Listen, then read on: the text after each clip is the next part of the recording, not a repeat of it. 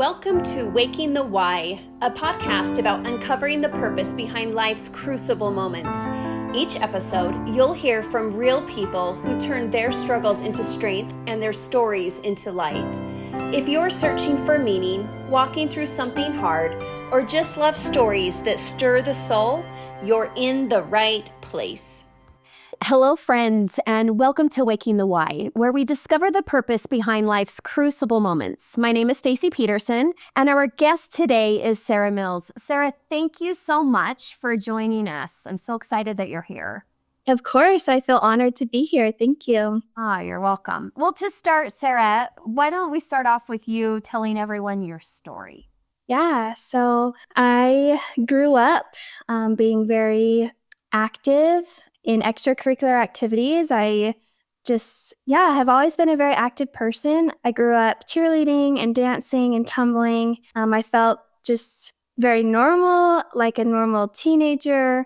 And when I was 17 years old, I was in Bear Lake, Utah with some of my friends. We were at one of my friends' cabin, and we did everything that you do in Bear Lake. We rode jet skis, we played in the sand, we got food, and we just had a great week together. And this was in July of 2020. So it was right before my senior year, and we just, were having a summer week with our friends. And on our way home from Bear Lake, we were driving through the Logan Canyon. I was in the back passenger seat of the car, and 3 of my other friends were in the car with me. We were driving through the canyon, and about halfway through the canyon, we were hit head-on by a drunk driver. They estimated that the driver was going about 75 miles per hour around the bend when he hit right into our car. And the driver of my car, Tavy, she did the best she could to avoid the collision, but there was really nowhere for her to go. She just slammed on her brakes. Tavy ended up breaking her femur bone, which was a pretty bad break. She was on crutches for several months. The girl in the front seat, her name is Brooke. She had some abdominal and neck wounds and pain, and the windshield was nearly touching their faces because of how smashed the car was. My friend Josh was sitting next to me in the back. He broke his collarbone and cracked his pelvis. And for whatever reason, we're not sure, my injuries ended up being the most severe. We were all so lucky to be alive because the people in the surrounding cars said that when they saw our car, they guaranteed that no one would be alive. So we were all lucky that we survived, but I ended up severing my spinal cord, which left me instantly paralyzed from the waist down. And I didn't know it at the time, but I was internally bleeding, and my legs were not getting any blood flow to them. So those were some of the injuries right from the beginning. Luckily, there were so many amazing people in other cars that came to help us in whatever ways they could.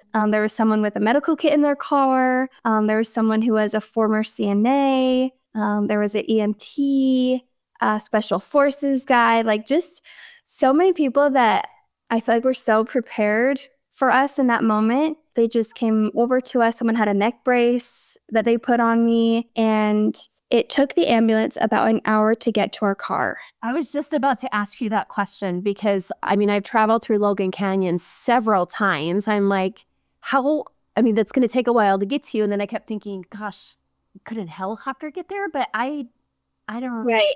Yeah. And there was no cell service, but someone had a ham radio and was able to call for someone.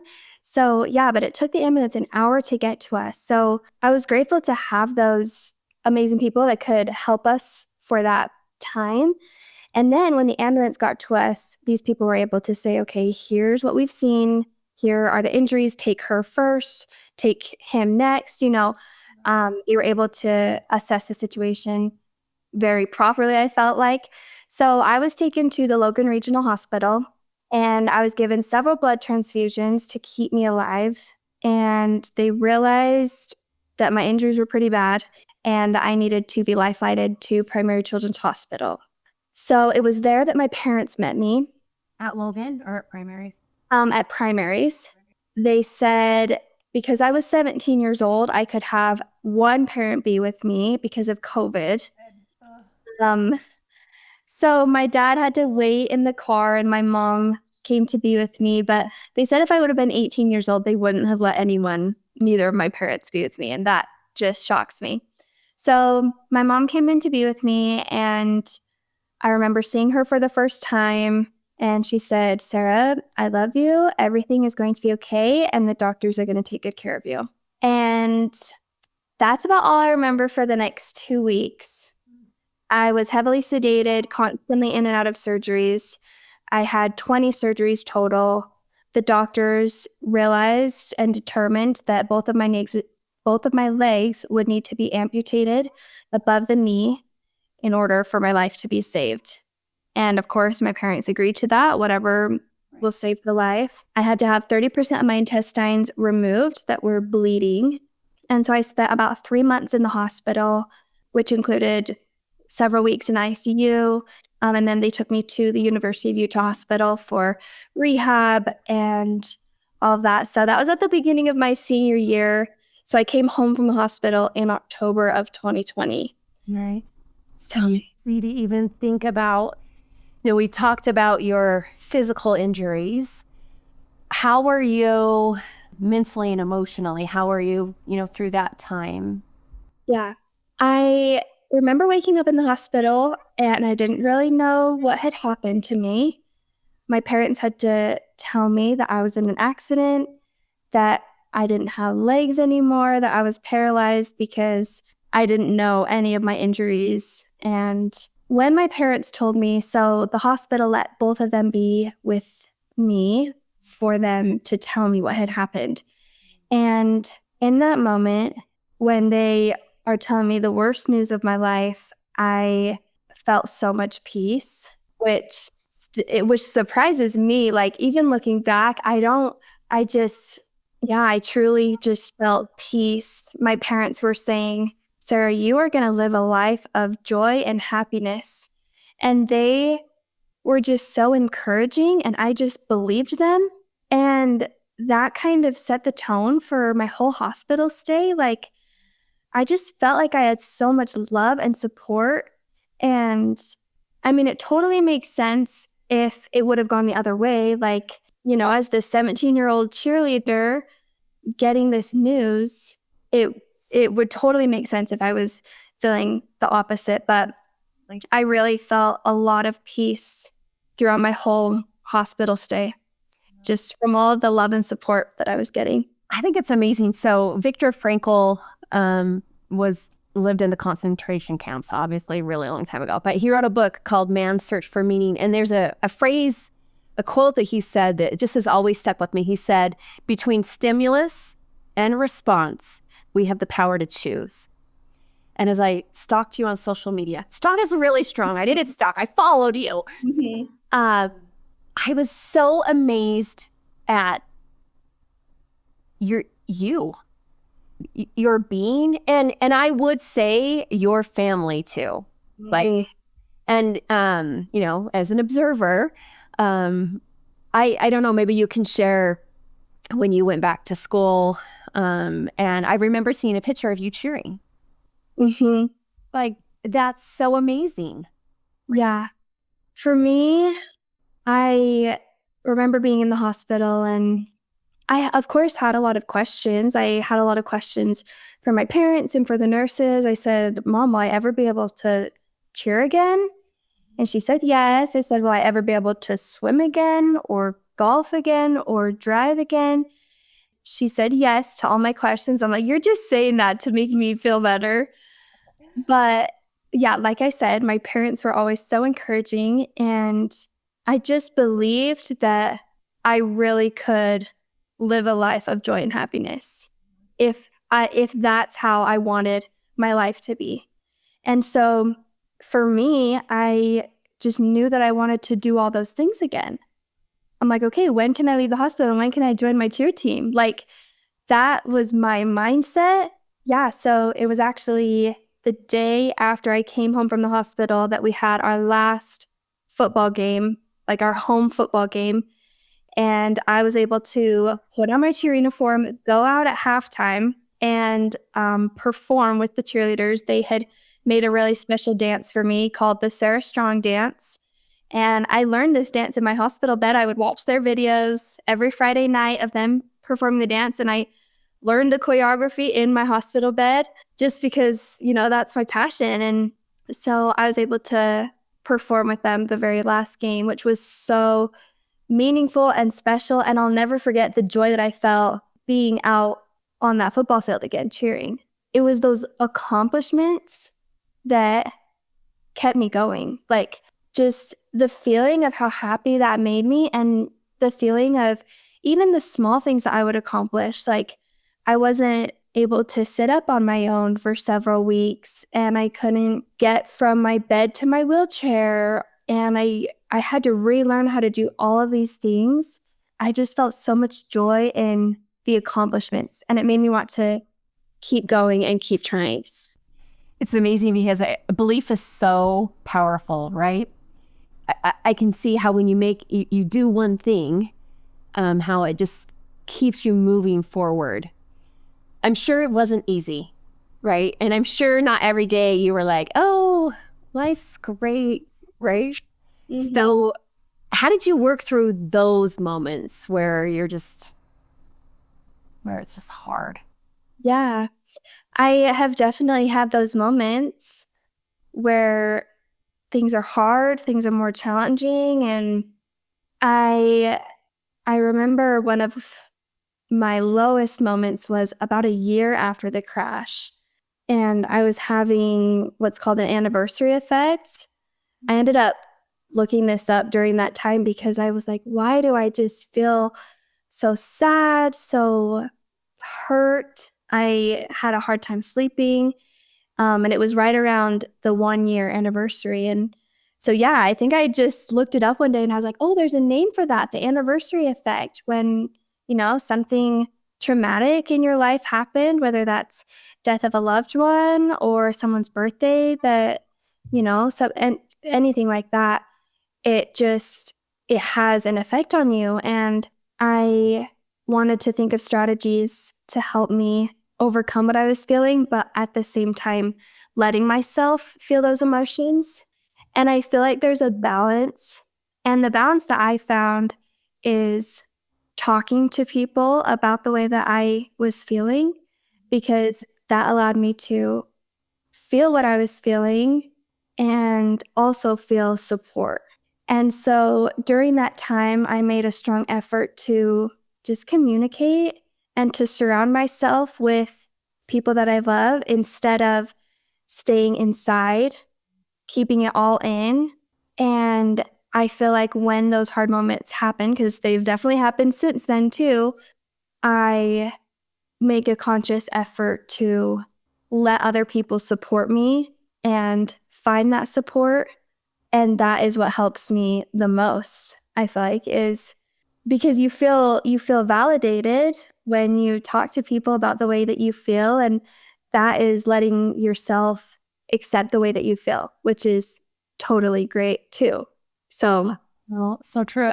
So you've mentioned reaching out to others and allowing them to help you. Mm-hmm.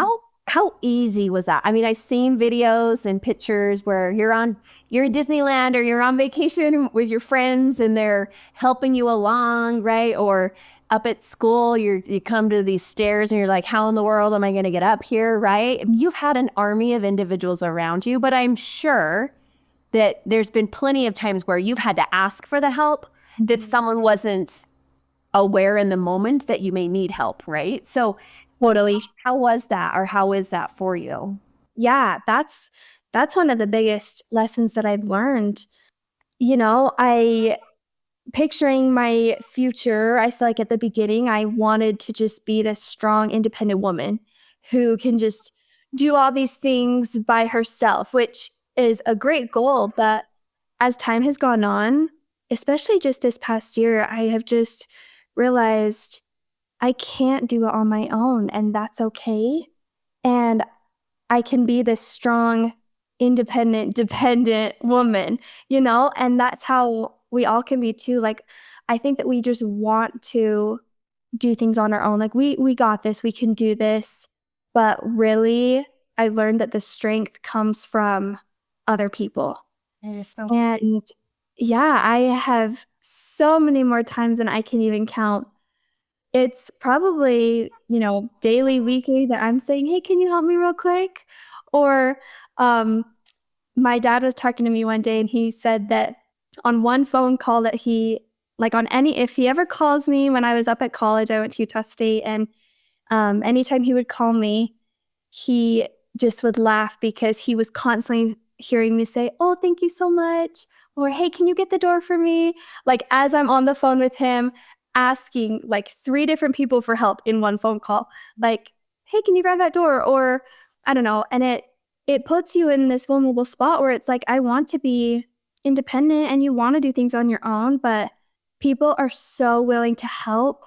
And sometimes it helps them more than it even helps you. Like, it's you giving them service opportunities. And also, yeah, I've just learned that it's okay to ask for help, and that's where you find strength. I have had to ask so many strangers for, help, and that's okay.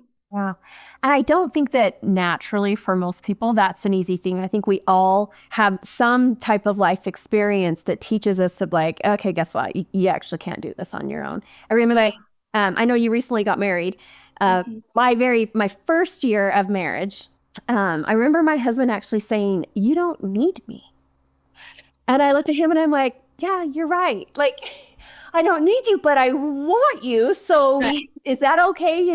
But what he really was helping me discover is that I acted in ways that almost pushed him and probably other people away, right?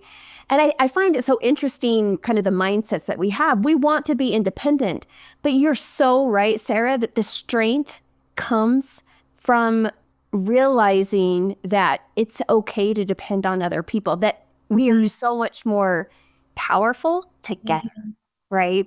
Yeah, I agree. It's so crazy and fun and hard and beautifully complicated and all of those scenarios, right? Yeah, I agree. Well, let me ask you this question, Sarah. Everyone has their hard, right? I talk about how our crucible moments in life where we are like put through the fire that we think like, oh my gosh, how am I even going to make it, right? When we come out of it, we can look back and we can find purpose and we can find just meaning at times, especially if we look for it. But when we're in the middle, sometimes it's just too much to bear. It feels that way. Yeah. What would you say to our audience that may be in the middle of their hard? Yeah. I know life can be so hard, and life can go ways that we don't want or expect. And it's like you said, easier to look back and say, "Oh, that was hard and now I'm through it." But when you're in the middle of something very challenging, something very heavy, that can be really, really hard. And I would say to continue to build your relationships with the people around you, because sometimes when you're in the middle of your hard, it can be easy to push people away when really that's when you need them most. And building your relationships, maybe you don't have a good relationship with someone in your life, you can build a relationship with someone else or a friend or someone in the community, or building a relationship with God or a higher power. Or I think that can help you find strength and give you hope for the future, because there's so much good in this life and it's hard to see when you're in the middle of it. But I think that building relationships with people can help you through your hard. Oh, I love that. Thank you so much. So tell us what you're up to now, right? So it's been almost 6 years Yeah. that you went to Utah State. Kind of give us the lowdown on what you're doing. Yeah, so I went up to Utah State and I was there for 4 years. I studied elementary education. That's something that I always wanted to be growing up, was an elementary school teacher. And so I continued to pursue that. I graduated just last year. So May of 2025, I graduated. That same year, I got married which is just so exciting. My husband and I, we met in high school, and we kind of started dating right after we both graduated high school. And anyway, and then, yeah, life has been so good since we've been married. And then just this week, we bought a house. So many exciting things in just the past year.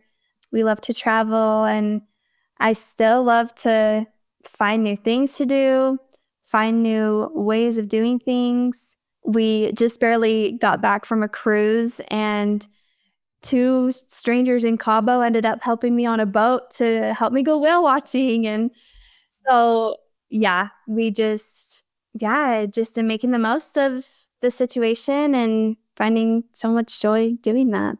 Oh my heck. Thank you so much, Sarah. Thank you for joining us today. My friends, what an amazing story that we've heard today. And I encourage all of you to do exactly what she said. 1, look around to those who can be your support. Build those relationships. Be intentional about it. And 2, belief. Believe that you deserve joy and happiness. Don't ever settle for anything less. Thank you. Thank you for joining me on Waking the Why. If today's story moved you, share it with someone who needs it. And don't forget, your why is worth waking up for.